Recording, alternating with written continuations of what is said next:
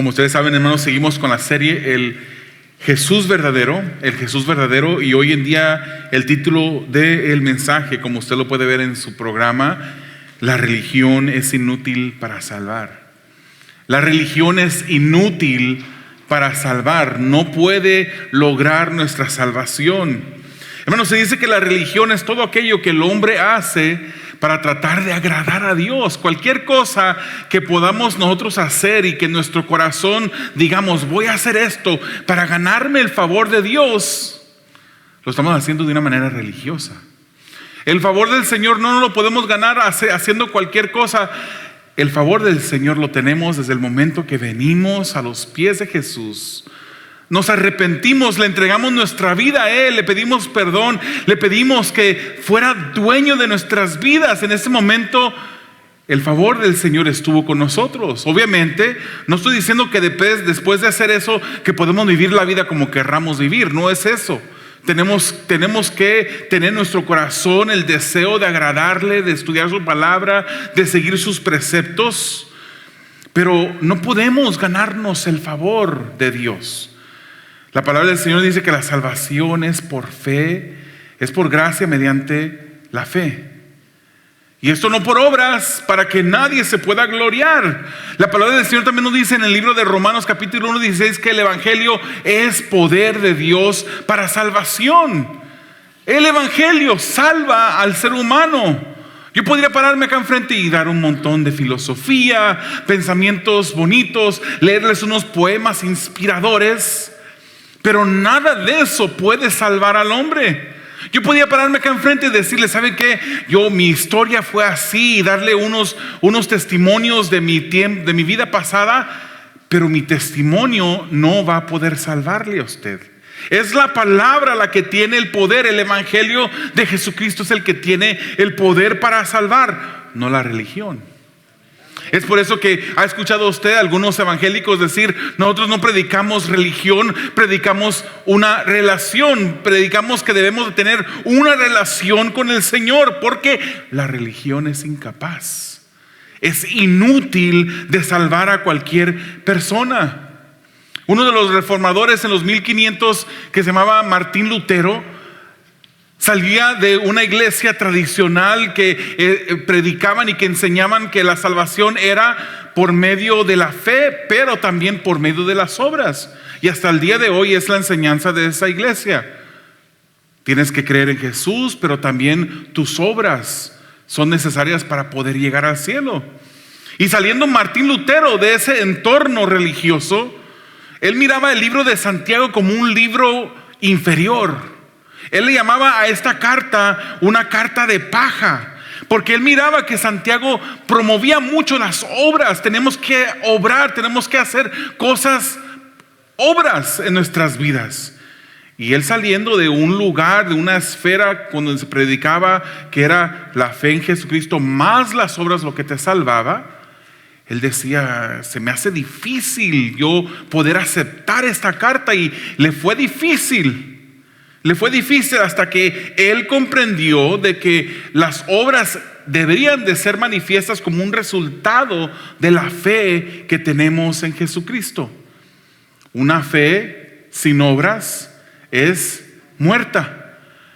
Muéstrame tu fe sin tus obras, que al final viene siendo una fe inútil, una fe falsa, una fe hueca. Pero yo, decía Santiago, te mostraré mi fe a través de mis obras. Pero es fe lo que salva, no es la religión lo que nos puede salvar. Si usted en este día vino aquí a este lugar para que el Señor le agregara un punto, perdió su tiempo. Si usted ha entregado su vida a Jesús, usted tiene el favor de Dios. Usted tiene el favor de Dios en su vida. Hay muchos que hoy en día no comprenden aún que es por fe y solamente por fe. Los reformadores, hermanos, en los 1500, ellos no querían cambiar la iglesia. Ellos no querían abandonar la iglesia, es lo que quise decir. Ellos querían que la iglesia regresara. Reformar no es que querían que la iglesia tomara un aspecto o se mirara totalmente diferente a como ellos querían. Ellos querían que la iglesia volviera a sus raíces, a lo que la palabra del Señor nos enseña. Pero hay muchas veces, hermanos, que nos encontramos tomando actos religiosos y hacemos actos de religiosidad. El primer punto en esta mañana se titula La acción religiosa. Y vamos a estar yendo a través del capítulo 9 de Mateo, unos versículos solamente, de los versículos 14 en adelante. Y el versículo 14 lo lee así usted conmigo de esta manera en la Nueva Versión Internacional, que dice: un día se acercaron los discípulos de Juan y le preguntaron: ¿cómo es que nosotros y los fariseos ayunamos, pero no así tus discípulos? Nosotros ayunamos. Me los imagino como levantándose el cuello, ¿no? Y diciendo, nosotros sí ayunamos, nosotros sí agradamos a Dios, nosotros sí nos podemos ganar el favor de Dios. ¿Por qué ayunamos? ¿Por qué ayunamos? Y si leemos el libro de Marcos, hermanos, capítulo 2, 18, es un pasaje paralelo al capítulo 9 de Mateo. Y allí nos damos cuenta que no solamente eran los discípulos como dice aquí, los discípulos de Juan. Dice Marcos 2:18, al ver que los discípulos de Juan y los discípulos de ¿quién? Y los fariseos eran discípulos de Juan, y también un grupo de discípulos de los fariseos, los que se acercaron a Jesús y le preguntaban a Jesús: ¿por qué es que nosotros sí ayunamos, pero tus discípulos no ayunan? Es primeramente, hermanos, interesante ver cómo estos dos grupos que no se llevaban entre sí se unen para ir en contra de Jesús.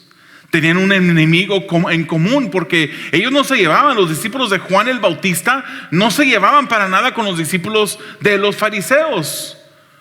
Eran enemigos. Si usted se recuerda, ¿no fue Juan el Bautista el que les llama a los fariseos generación de víboras? Eso le aseguro, hermanos, que en cualquier tiempo de la historia jamás ha sido unas palabras de devoción, ni de admiración, ni poéticas de amor. No. Juan el Bautista les llamaba como era. Él hablaba directamente. Pero estos dos grupos de discípulos, los de Juan y los de los fariseos, se unieron para ir a reclamarle a Jesús. Le reclamaron en ese momento. Los discípulos de Juan ayunaban siguiendo la ley. Recuerden, hermanos, que los discípulos de Juan, pues ellos habían crecido conociendo la ley de Moisés, y miraban las costumbres, miraban la cultura, y ellos practicaban el ayuno. Los discípulos de los fariseos también ayunaban, pero ellos, me imagino yo, que lo hacían por maneras o con intereses más religiosos. Fíjese el tipo de ayuno que ejercían ellos, cómo ayunaban. Ayunaban de acuerdo con lo establecido por la ley de Moisés, la ley que Moisés recibió de Dios.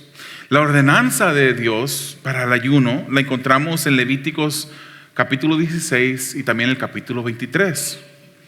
Y era esta ordenanza que ayunaran solamente una vez al año. Una vez al año. Eso era lo que Dios había establecido a través de la ley que entregó a Moisés. Pero en la práctica, hermanos, vemos también que se ayunaban por diferentes razones. Usted puede leer el libro de Esdras, capítulo 8, versículo 21, y nos dice allí que ellos ayunaban para buscar la voluntad de Dios. Querían saber: ¿qué es lo que quieres tú que haga? ¿Qué es lo que quieres que el pueblo haga? Oh Dios, dinos. Y ayunaban para recibir esa revelación de Dios sobre la voluntad de Dios. En Jonás capítulo 3 versículo 5 lo vemos el ayuno como una señal de arrepentimiento.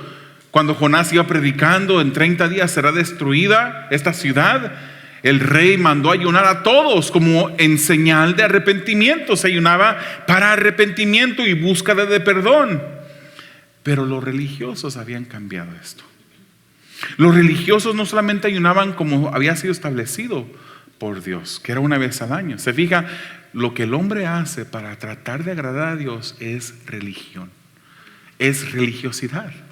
Los fariseos ayunaban más de 100 veces al año.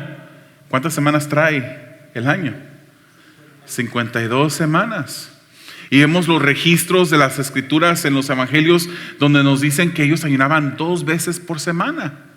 Imagínense, habían cambiado todo, le habían aumentado, le habían dicho a Dios: Señor, lo que tú has mandado no es suficiente. El modo que hacemos nosotros, la manera como lo vamos a hacer es mejor. Lucas 18, versículos 10 al 12, vemos allí 2 hombres. Un hombre que era pecador y reconocía su pecaminosidad, llegó al templo para pedirle a Dios perdón por sus pecados, por su vida. Pero también había un religioso que pensaba que estaba bien, pero estaba bien mal. Y este dice la escritura en el versículo 10: 2 hombres subieron al templo a orar. Uno era fariseo y el otro recaudador de impuestos. El más despreciado en la sociedad judía, aquel que era enemigo del pueblo, que había sido traicionero a su mismo pueblo judío, porque se había entregado bajo el orden del imperio romano y ahora cobraba impuestos a sus mismos compatriotas. Estos 2 hombres se arrimaron al templo a orar. El fariseo, puesto en pie y a solas, oraba y decía así. Fíjese cómo oraba. Y puesto en pie, y lo hacía en voz alta: oh Dios, te doy gracias, porque no soy como otros hombres. Imagínese que se pusiera usted a orar así, en voz alta: Señor, te doy gracias porque no soy como esta hermana que está al lado de mí. No soy como el hermano que cantó hoy en día. No. Decía: oh Dios, te doy gracias porque no soy como otros hombres, ladrones, malhechores, adúlteros. Yo no soy, dice él. Yo no soy ni ladrón, ni malhechor, ni adúltero, ni como ese recaudador de impuestos, decía el fariseo. Ayuno 2 veces a la semana y doy la 10ª parte de todo lo que recibo. Puedo hacer una nota ahorita. ¿Usted trae el 10% de lo que Dios le ofrenda? ¿Le da, perdón, para ofrendar al Señor? No lo haga con la intención de ganarse el favor de Dios. Usted no le puede pagar a Dios por lo que Él ha hecho por usted. Si lo ha hecho así, hermanos, pídale perdón al Señor.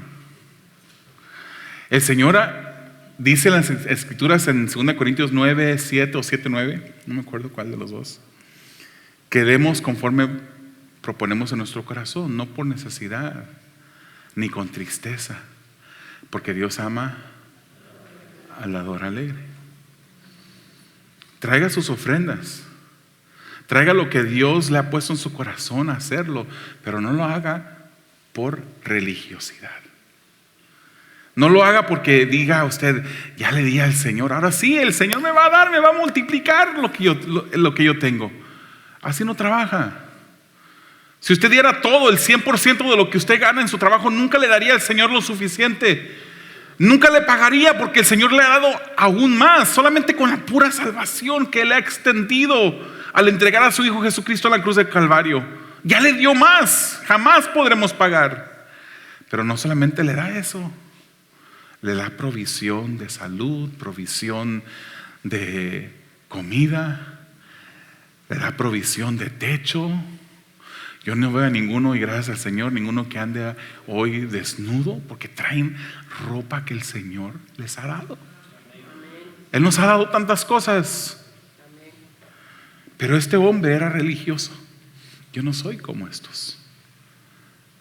Yo no soy como estos que violentan tu ley. Yo sí soy bueno.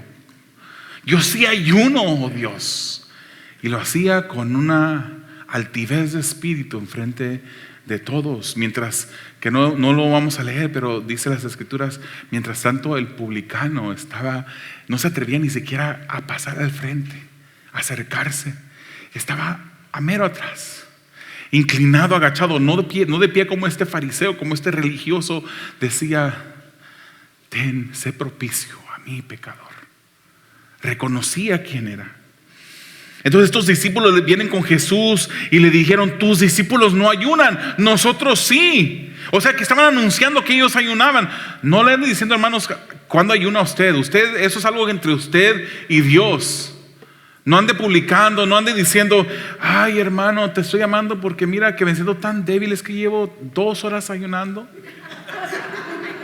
Te llamo para que le pidas la fortaleza de Dios para mi vida. Ora por mí, por favor. No ande haciendo eso, hermano.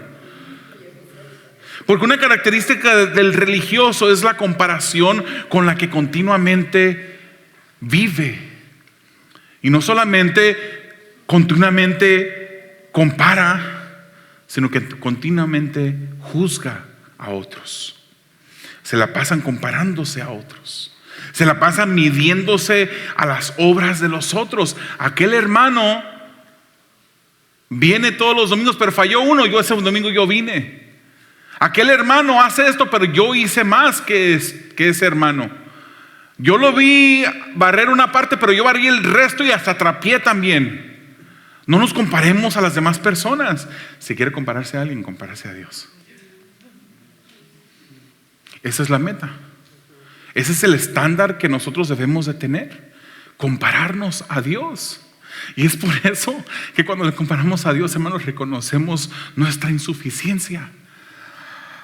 Eso produce en nosotros humildad y decimos, oh Dios, tan grande eres tú. Nunca, jamás me puedo comparar a ti. Y venimos a Dios con un corazón contrito y humillado delante de Él. No comparándonos a otras personas. No haciendo alarde de lo que hacemos nosotros. Bueno, la cosa es que el ayuno de los fariseos no era hecho de manera que agradaba a Dios. Y fíjese lo que Jesucristo dijo acerca del ayuno de ellos. Mateo 6, versículos 16 y 18. Cuando ayunen, no pongan cara triste, como hacen los hipócritas, que cambian sus rostros para mostrar que están ayunando. Les aseguro que estos ya han obtenido toda su recompensa. Pero tú, cuando ayunes, perfúmate la cabeza y lávate la cara, para que no sea evidente ante los demás que estás ayunando, sino solo ante tu Padre que está en lo secreto, y tu Padre que ve lo que se hace en secreto te recompensará. Hermanos, no queremos el reconocimiento de los hombres. El ego humano sí lo quiere. El orgullo del corazón sí quiere. Y muchas veces pensamos, Jesucristo mismo dijo, el que quiera ser el primero tiene que ser el último. Y podemos hasta caer en situaciones en que dice, ok, yo quiero ser el último. Dice que para honrar a Dios, pero solamente es con la intención de que nos reconozcan. Queremos el reconocimiento de Dios. Y Dios es el que escudriña nuestros corazones. Dios sabe por qué hacemos las cosas. Si lo estamos haciendo por religiosidad o porque tenemos un amor por Dios, un agradecimiento por quién es Él. Dijo el Señor. El Señor Jesucristo no está diciendo no ayunen. Él está diciendo nada más, no ayunen como los hipócritas. Ayunen, debemos de ayunar, pero no lo hagamos como esos hipócritas que estamos mostrando, para mostrar que estamos ayunando. Traemos las ojerotas, la cara triste, no nos hemos ni lavado la cara para que la gente diga, ay, mira, está ayunando. Ellos usaban el ayuno para por lo menos dos cosas: para mostrar que eran piadosos y para que Dios tuviera lástima de ellos. Como parecido a un chantaje, ¿verdad? Como cuando nuestros hijos chiquitos de repente nos hacían un chantaje. Y que yo me recuerdo un día que yo me iba de la casa porque mi mamá y mi papá no me dejaban hacer lo que yo quería hacer. Y vivíamos en Los Ángeles por la Rosecrans, todavía me acuerdo, en unos apartamentos. Y yo agarré, no sé por qué se me vino la imagen del Chavo del 8 cuando sale con su palito y su morralito de la punta del palito. Yo agarré una camisa colgada. Supuestamente yo ya estaba listo para irme de la casa. Y salgo y mi mamá, yo esperando que mi mamá, no, mijo, no te vayas, ¿qué vas a hacer? Me dijo, que te vaya bien. Y en ese momento se estaba preparando para salir a la tienda con un tío que vivía con nosotros, un hermano de ella. Y se suben al carro y se están yendo, se están subiendo. Y me quedé allí yo mientras que ellos se iban en el carro a la tienda. Hermanos, yo ahí estaba en el primer grado, tenía 6 años. Yo me iba de la casa como un chantaje a mi padre, a mis padres. Y luego ellos agarran su carro, se dieron la vuelta, y cuando regresaron me encontraban llorando. Hacemos cosas a veces para chantajear a Dios nosotros. Ayunamos, hacemos las cosas como para torcerle el brazo a Dios. Oh Señor, yo estoy haciendo esto por ti, tú tienes que hacer algo por mí. El Señor no tiene que hacer nada. El Señor no nos necesita, porque si nos necesitara no fuera autosuficiente. Él es suficiente. Él no nos necesita, por amor nos ha salvado, por amor nos ha entregado a su Hijo Jesucristo, por amor nos ha enseñado el camino al cielo para que estemos con Él por toda una eternidad. Pero si Él no hubiese hecho esto, Él sigue siendo Dios, Él sigue siendo soberano. Me recuerdo también, hermanos, un joven que aparentaba mucho. Yo ya estaba más grande, no tenía 6 años. Ya nos habíamos movido a San Pedro y ahí volvimos a la ciudad donde nací. Soy de San Pedro, California. Voy a decir otra cosa, pero bueno. Y en San Pedro, hermanos, estaba yendo a una iglesia donde conocimos a un joven que se llamaba Abner. Bien me acuerdo. Yo tenía, yo creo, ya como 8 o 9 años.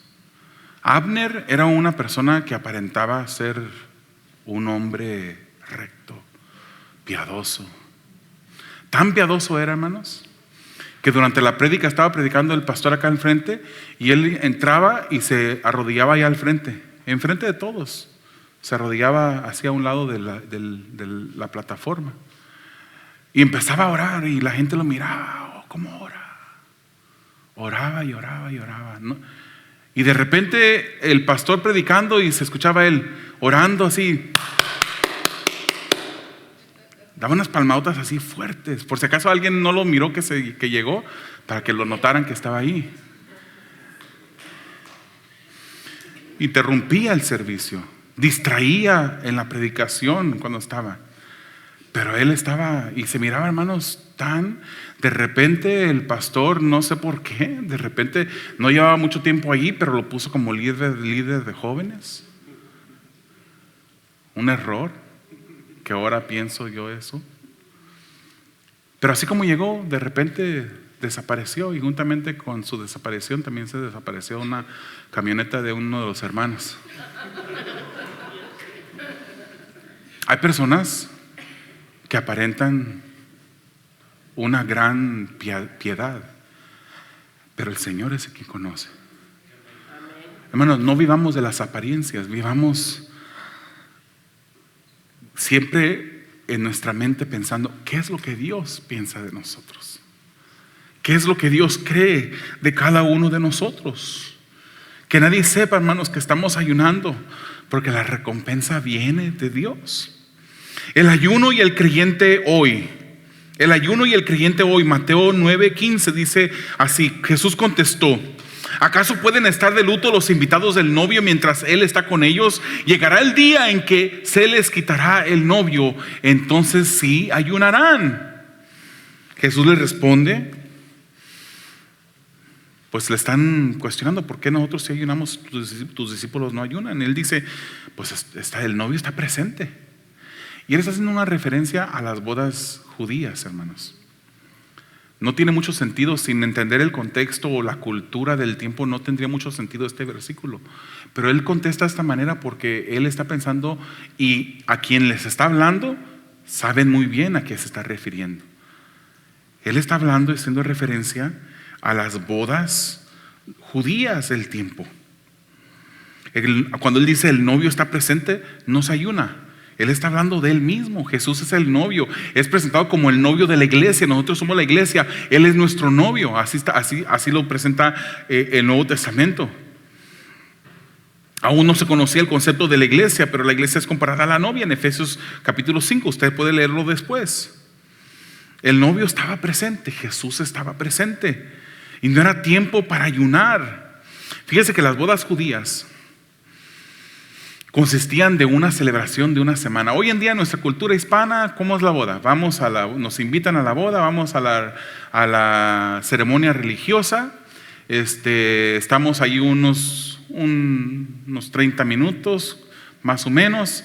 El pastor los declara marido y mujer. Luego se van vamos a la recepción, ¿verdad? Y en la recepción, pues hay regalos, hay pastel, hay comida, hay compañerismo y otras cosas. Pero en aquel tiempo, y se termina, en nuestros días se termina, el mismo día, unas horas después ya estamos en casa. En el tiempo de en el que estamos hablando, no había luna de miel.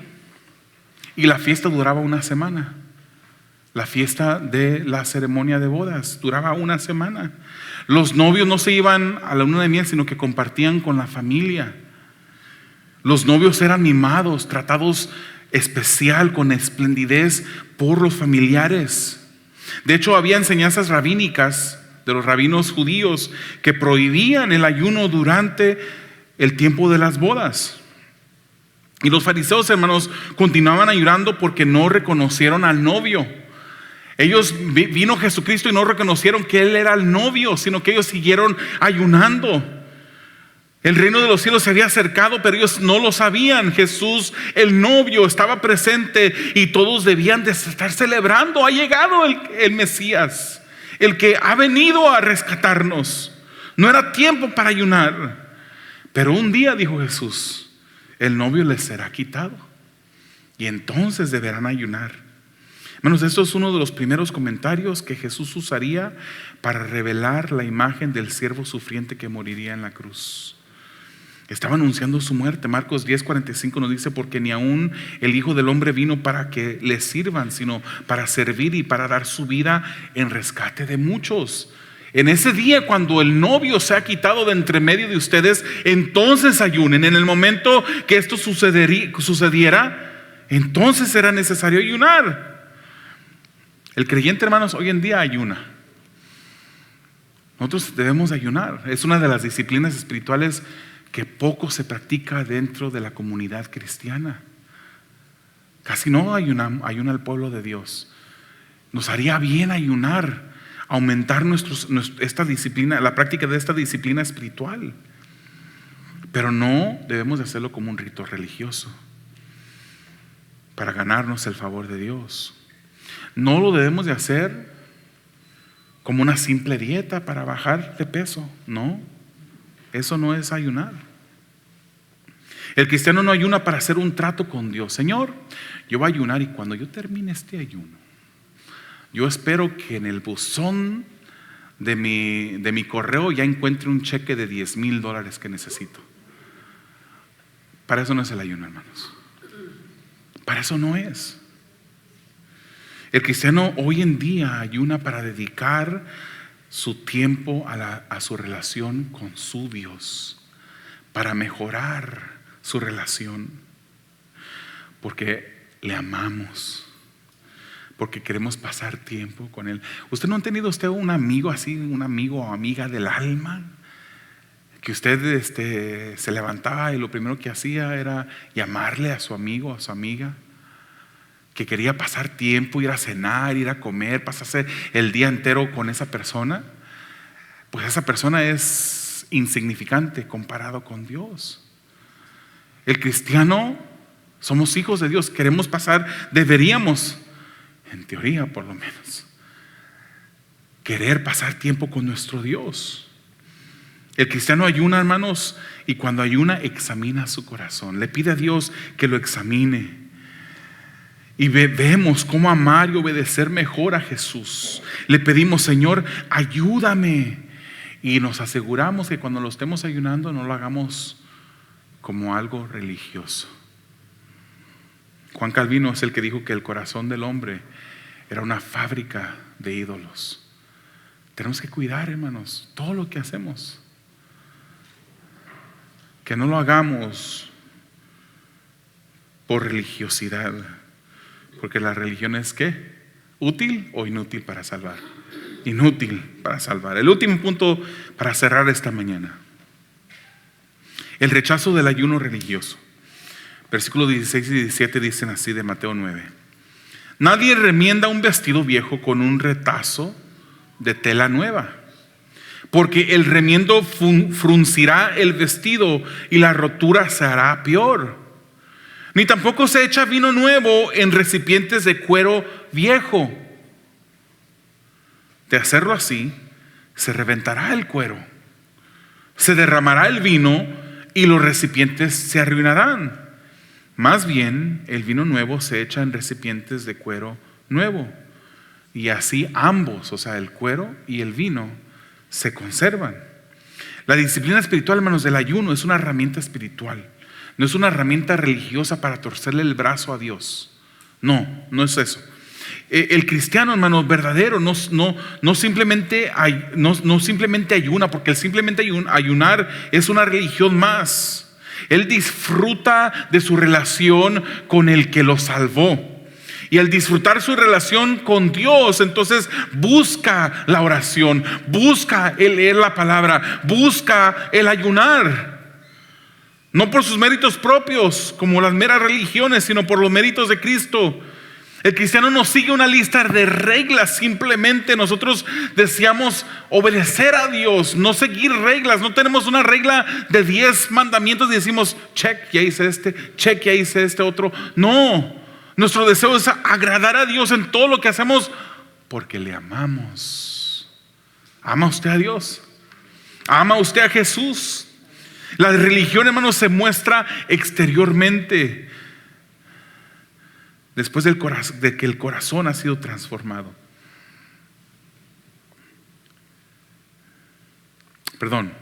La religión se muestra solo exteriormente, pero cuando un corazón ha sido transformado, eso se refleja exteriormente. El evangelio primero cambia el corazón y luego se ve por fuera. Es por eso que el Señor dice, dame, hijo mío, hoy tu corazón. Él no dice, dame tu ropa, quiero que te vistas de una manera diferente, quiero que acostumbres esta otra cosa. Él no dice esto, Él dice, dame, hijo mío, tu corazón. Hermanos, es del corazón donde salen los hurtos, los pleitos, todo pecado sale del corazón. Es por eso que Jesús dijo, no es lo que entra en el hombre. También lo que usaban es, tus discípulos no se lavan las manos cuando van a comer. Y Él dijo, no es lo que entra en el hombre lo que contamina al hombre, es lo que sale. Es lo que sale del corazón lo que contamina al hombre.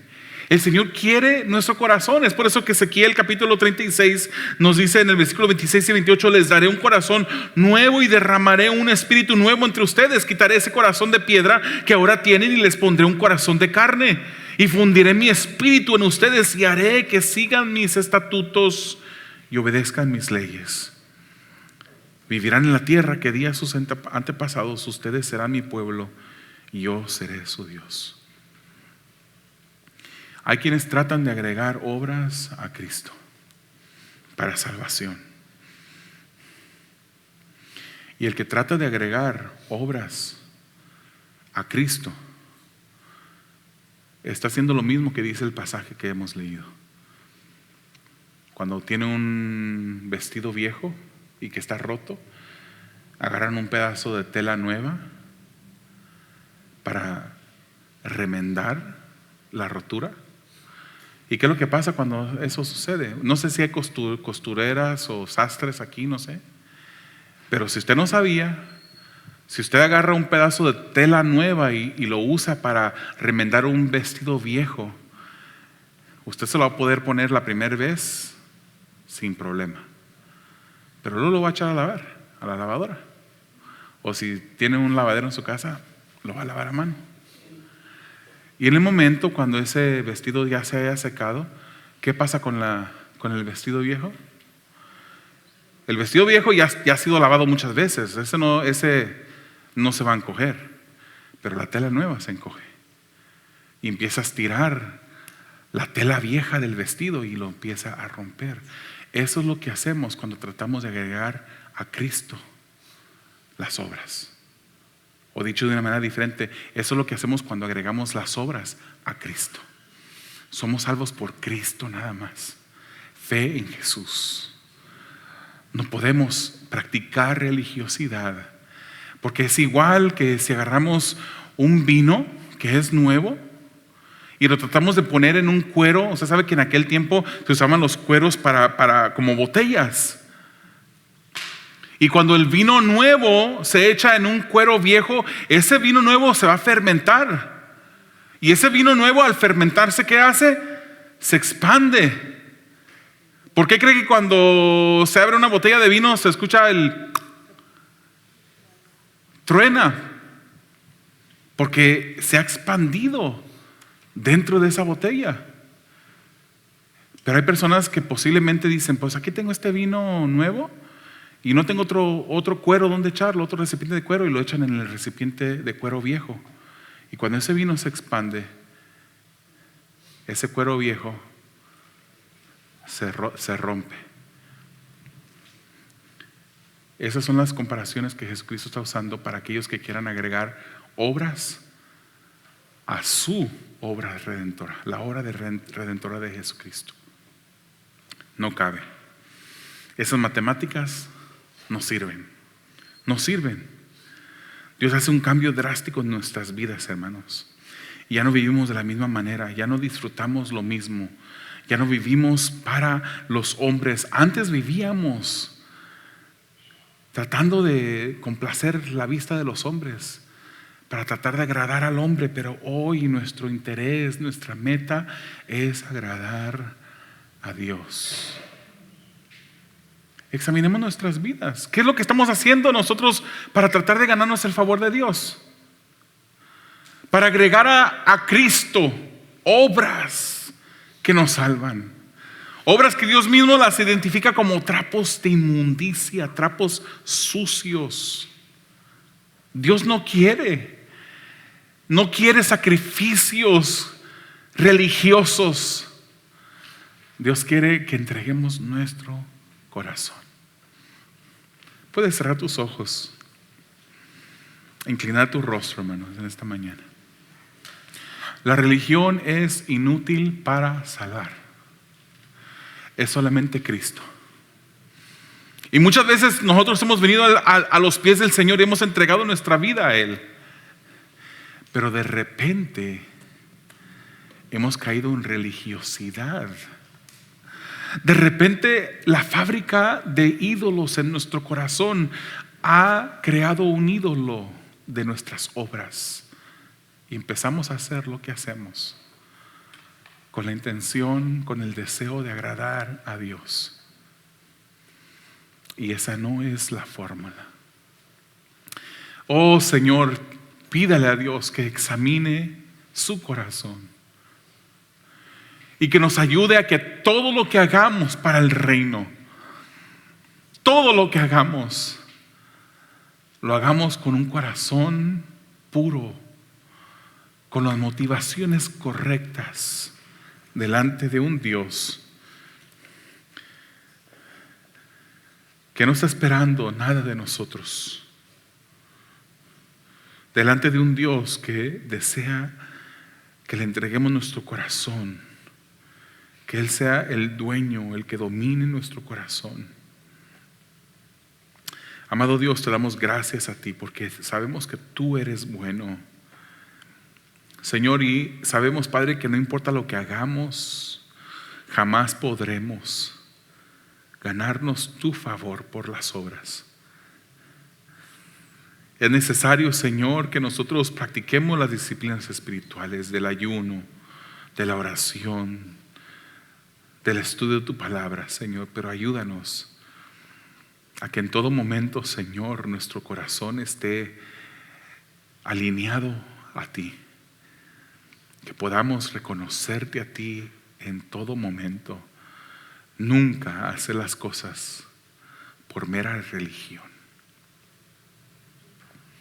porque tú no te agradas de esas cosas, Señor. Ayúdanos a servirte. Ayúdanos a amarte.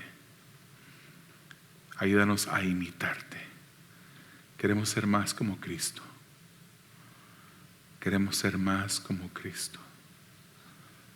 Queremos ser más como Cristo. Dígale al Señor: oh Dios, quiero ser más como Cristo. Te alabamos, Señor, y bendecimos tu santo nombre, en el nombre de Jesús. Amén.